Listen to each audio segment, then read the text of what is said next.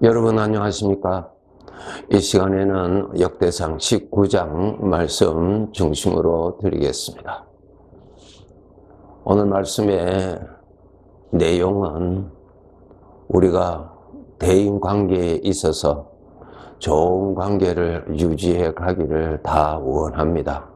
그런데 원치 아니하는 일들이 얼마든지 일어나서 그 관계에 상처를 주고받고 할 수 있는 그러한 일들이 우리 인생사에 일어나죠. 그 중에 하나가 오해라고 하는 것입니다. 이 오해라고 하는 것이 일어나서 이웃과의 관계에 참 힘들게 하는 일들이 일어납니다. 오늘 본문 1절부터 보시면은 내용이 이렇습니다. 이스라엘의 주변국인 암몬이라고 하는 나라의 왕이 죽었습니다. 이 암몬 왕과 다윗 왕과의 관계는 아주 가까운 관계였습니다. 다윗이 어려웠을 때에 정말 잘 도와준 그러한 왕이었습니다. 그래서 그 암몬 왕이 죽고 그 아들이 왕이 되죠. 그때 다윗 왕이 조문 사절단을 보내게 되죠. 보내서 위로하고 또 혹시 나의 도움이 필요하면은 내가 도와주겠다고 그렇게 전달하게 됩니다. 그런데 이 암몬 나라의 왕의 신하들이 어떻게 생각했느냐 하면은 다윗이 이 기회를 틈타서 정탐하러 보낸 사람이라고 이렇게 오해를 했습니다. 참 좋은 뜻으로 위로하고 도우려고 옛날 은혜 보답하려고 보낸 사람인데 정반대로 생각을 했습니다. 그래서 그 사절단을 아주 무시하고 그리고 수용까지 깎아서 돌려보냈다고 그렇게 기록되어 있습니다. 그 일로 인해서 두 나라 간의 전쟁이 일어났다고 하는 것이 내용입니다. 여기에서 보면 우리 사람과의 관계가 왜 이렇게 오해가 일어나는가 하는 것에 대해서 우리가 잘 알아야 됩니다. 그것은 우리에게 나타나는 죄 때문에 그렇습니다. 우리 모든 사람에게 죄가 다 나타나잖아요.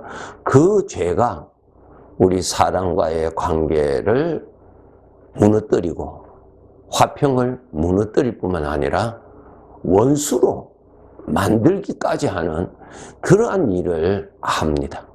우리 사람은 사람과의 관계에서 오해를 받을 수도 있고 내가 상대방을 오해할 수도 있다는 것도 우리가 다 인정하고 인생을 살아야 됩니다. 왜? 나에게도 죄가 나타나서 나를 그렇게 생각하게 만들어버리잖아요. 특히 우리 성도지간의 관계는 우리 아버지께서 말씀하셨죠? 너희가 서로 사랑하라. 그렇게 말씀하셨는데 사랑하지 못하도록 이 마귀가, 이 우리의 대적 죄가 이 관계를 파괴시키는 것입니다. 오해를 시켜버립니다. 예. 상대방은 전혀 그런 의도가 아닌데 오늘 본문 다윗 왕은 전혀 그런 의도가 아니고 오히려 그 새 왕, 암몬의 왕을 위로하고 도와주려고 보냈는데 완전히 정반대로 오해를 하여서 그것으로 인해서 전쟁까지도 하게 되는 그러한 일이 일어났습니다. 빌립보서 4장 2절에 보시면은 빌립보 교회에 정말 귀한 일꾼 두 사람이 여기에 이름이 기록되어 있는데 유오디아와 순두계라고 하는 이 교회 일꾼들이 서로 좋지 아니하는 관계에 있었습니다. 이러한 자에게 주님께서 말씀하시기를 주 안에서 같은 마음을 품으라 그랬어요. 이게 이제 우리가 배워야 하고 훈련해야 할 내용이지요. 주 안에서 같은 마음을 품으라. 각자 자기 마음을 품지 말고, 각자 자기 속에서 나오는 그 마음을 품지 말고 내가 너에게 주는 그 마음을 품으라는 것입니다. 이것이 바로 우리가 배우고 훈련하고 익숙하게 살도록 노력해야 됩니다. 주님께서 주시는 마음, 여러분 오해하고 미워하고 또 상대방을 무시하고 불평하고 이러한 생각이 전부 다 죄에서 오는 생각이지 성령으로부터 오는 생각이 절대로 아닙니다. 구원받은 자일지라도 자, 이것이 육신에서 오는 사망의 생각인지 아니면 내가 주님으로 모신 주님으로부터 오는 생각인지를 분별하셔야 됩니다. 그것을 분별하지 아니하면은 죄에서 오는 생각을 따라가게 되는 것입니다. 여러분, 죄에서 오는 생각은 두 가지로 나타나죠. 선과 악으로 나타나요. 나는 선하고 상대방은 악하다는 것입니다. 그렇게 구분 나옵니다. 거기에 속으면 안 됩니다. 선과 악을 아는 이 열매를 먹으면 너는 반드시 죽는다 그랬잖아요. 나는 잘하고 상대방은 못했다. 상대방이 실수한 것이다. 상대방이 잘못한 것이다. 이렇게 공격하게 되는 것은 죄에서 오는 생각입니다. 하나님께서 우리에게 말씀하셨죠. 너의 생각이 하나님으로부터 온 생각인지 성령으로부터 온 생각인지 육신에서 온 생각인지 성령으로부터 오는 생각인지 사망의 생각인지 생명의 생각인지 그것을 구분하고 살아라는 것입니다. 이것을 우리가 구분하지 아니하면은 이 죄에 그냥 넘어집니다. 네, 상대방은 악하고 나는 선하다고 하는 이것 가지고 우리는 원수가 되기까지도 하지요. 그래서 빌립보 교회 이 두 기둥 유오디아와 순두계에게 내가 주는 마음 안에서 너희가 서로 교제하라는 것입니다. 내가 주는 마음을 품으라는 것입니다. 이것이 예수님을 믿는 사람이죠. 예. 죄가 하는 이러한 유혹에 빠지지 않기 위해서는 우리가 어떻게 대비해야 되는가? 내가 지금 주장하는 이 생각이 선과 악으로 주장하는 것인지 아니면은 성령으로부터 오는 생명의 생각인지 아니면은 내 육신에서 오는 죄의 사망의 생각인지 그것을 구분하라는 것입니다. 그렇게 사셔야 이 죄에 우리가 빠지지 않습니다. 죄에 빠지면은 하나님의 이름을 욕되게 하는 결과를 초래하게 되지요. 창세기 5장 24절에 보시면은 에녹은 하나님과 동행하였다 그랬어요. 하나님과 동행했다. 죄에서 오는 생각과 동행하지 마시고 나에게 오는 성령으로부터 오는 생명의 생각과 동행하면서 살아야 됩니다. 우리가 신앙생활이라고 하는 것은 내가 하나님과 맞추어서 가는 것이 신앙생활이지 하나님이 나를 도와달라고 하는 것이 신앙생활 아니에요. 그분이 나의 주인이고 그분은 완전한 자요. 그분은 생명이요. 그분은 나의 구원이시기 때문에 그분을 따라가는 것이 바르게 가는 것입니다. 그렇기 때문에 그분이 주시는 생각에 맞추어서 가는 것이 믿음 생활입니다. 그래서 예수님께서 누구든지 나를 따라오거든 자기를 부인하고 따라오라 그 말이죠. 네? 하나님이 내 편 해달라고 그런 기도 아니에요. 잘못된 기도입니다. 내가 내 생각을 버리고 주님에 맞추어서 가는 것이 믿음 생활이죠. 하나님이 주시는 생각에 맞춰서 가는 것이 믿음 생활이에요. 하나님을 따라가야 죄에 빠지지 아니하지요.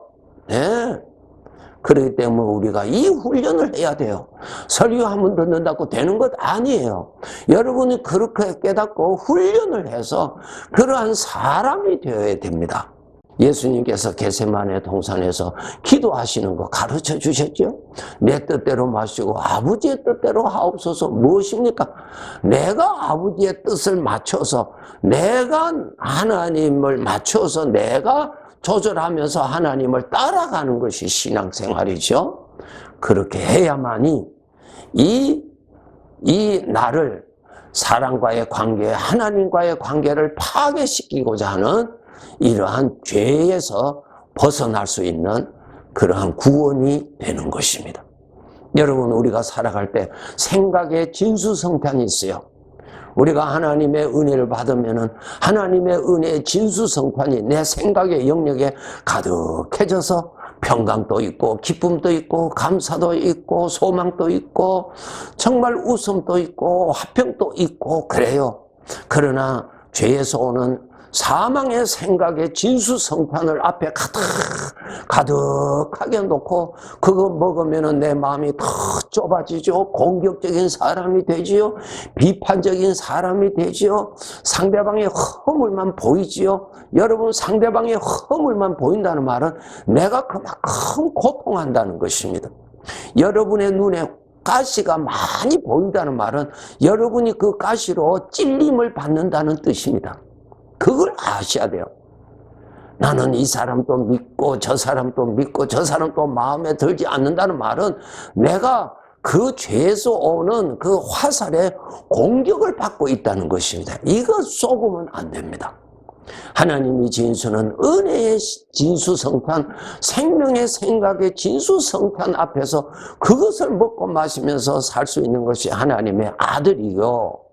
죄의 종은 죄가 갖다 준 사망의 생각에 진수성찬을 갖다 놓고 그것을 먹고 내 이웃의 사람들을 그 자리에 초대해서 그것을 나누어서 그 사람들도 고통을 당하게 하는 것이 죄가 갖다 준 진수성찬을 나누는 모습입니다. 이러한 함정에 우리가 빠지면 안 되지요. 정말 여러분, 속으면 안 됩니다. 시편 141편 3절에 보시면은 여호와여 내 입에 파수꾼을 세우시고 4절에 보시면은 그들의 진수성찬을 먹지 말게 하소서. 다윗이 그렇게 기도하였죠. 맞아요. 그들의 진수성찬을 먹으면 안 됩니다.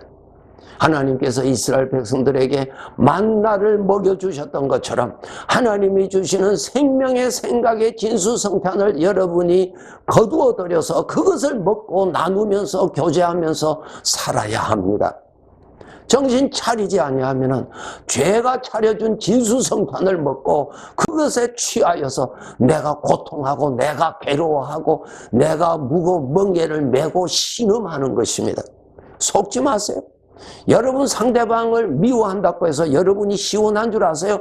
여러분이 상대방을 미워할수록 여러분은 미움이라고 하는 죄가 주는 공격을 받고 있는 것입니다. 그것이 무서운 나를 죽이는 멸망의 화살이에요, 여러분. 생각에서 그것을 없애버려야 여러분이 보호를 받는 것입니다. 그래서 다윗이 이것을 알고 그들의 진수성찬을 먹지 말게 하려고 그랬어요. 사람과의 관계에 아무것도 아닌데 섭섭이라고 하는 씨앗이 하나 떨어져서 그것을 내가 마음에 품고 생각하면 그 섭섭이가 고양이가 되고 나중에는 개가 되고 그것이 나중에는 사자가 되어서 나를 찢어버리잖아요. 나의 인생을 찢어버려서 나를 불행케 하는 무서운 대적을 자라게 하는 함정이 되는 것입니다. 정말 조심하셔야 됩니다. 이 세상은 뱀과 정갈이 우글거리는 곳에 살고 있기 때문에 뱀과 정갈에 물리지 아니하도록 항상 조심하셔야 됩니다. 예. 그래서 우리 하나님의 백성들은 오해라고 하는 것이 나타날 때 이것은 성령으로부터 오는 것이 아니요. 항상 조심해야 될 것은 어떠한 생각으로 인해서 미움이라는 것이 따라올 때는 죄에서 오는 것임을 알고 빨리 끊으세요. 반드시 우리가 물체가 있으면 그림자가 같이 붙어 있잖아요. 육신에서 오는 특징은 미움이라고 하는 것이 붙어 따라옵니다. 아무리 말이 그럴싸하더라도 미움이 붙어 있으면 육신에서 오는 죄에서 오는 것이지 성령으로부터 오는 것이 아닙니다. 야고보서에 보면은 성령으로부터 오는 것의 특징은 첫째, 성결하다 그랬어요. 은혜가 있어요. 생명의 은혜가 있어요. 그런데 육신에서 오는 것은 미움이라는 것이 딱 붙어서 나타나요. 그러면은 우리가 빨리 알고 그것을 버려야 됩니다. 그것이 대적인 줄 알고 사탄, 나의 원수인 줄 알고 사탄아 물러가라 하고 그것을 미워하고 그것을 내가 버려야 됩니다. 그런데 그것을 내가 문을 열어서 받아들이고 내 마음 안에서 자라도록 한다면 그것이 나를 잡아먹는 무서운 사자가 됩니다. 베드로전서 5장에 뭐라고 기록하셨어요? 항상 깨어있으라. 너희 대적 마귀가 우는 사자와 같이 산길자를 찾아 두루 다닌다. 사자로 비유하셨어요. 처음부터 사자로 나타나지 않아요. 예, 고양이로 나타나요. 그런데 그 고양이를 키우면은 그것이 사자로 돌변됩니다. 우리가 사자를 이길 수 있습니까? 물려서 괴로움을 당하고 인생을 불행하게 살아가는 그러한 사람이 되는 것입니다. 그리고 우리가 특별히 다윗처럼 나는 상대방에게 잘했는데 상대방이 어떠한 이유로 오해를 하였을 때 우리는 더 그것을 견디기가 어렵습니다. 그랬을 때 나는 더 마음 놓고 그를 더 미워하고 이 사람 저 사람들에게 내가 이런 일을 당했다고 하면서 그 사람을 마음 놓고 미워하는 무서운 함정에 빠집니다. 그것을 먼저 그가 나를 미워했던 내가 먼저 미워했던 미움이라는 것은 죄에서 오는 것이지 성령으로부터 오는 것이 절대로 아닙니다. 항상 깨어서 구원받은 하나님의 백성들, 뱀과 정갈이 우글거리는 이 광야 생활에 물리지 아니하도록 하나님 아버지께서 주시는 진수성찬을 먹고 마시면서 복되게 살아야지요. 하나님께서 주신 평강을 누리면서 살아야지요. 뱀과 정갈에 물렸는데 그게 무슨 평강이 있습니까? 고통밖에 없습니다. 이러한 함정에 빠지지 아니하도록 깨어서 우리가 살아야 합니다. 꼭 조심하시고 살아야 됩니다. 여러분, 내가 복되게 살아야 내 주변 사람들에게 그 복을 나누어줄 수 있는 귀한 사람이 됩니다. 이웃을 해치는 사람이 아니라 이웃을 돕는 사람으로 사는 것이 귀한 사람이죠. 이전보다 더 복되게 사는 사람이 되도록 항상 노력합시다. 감사합니다.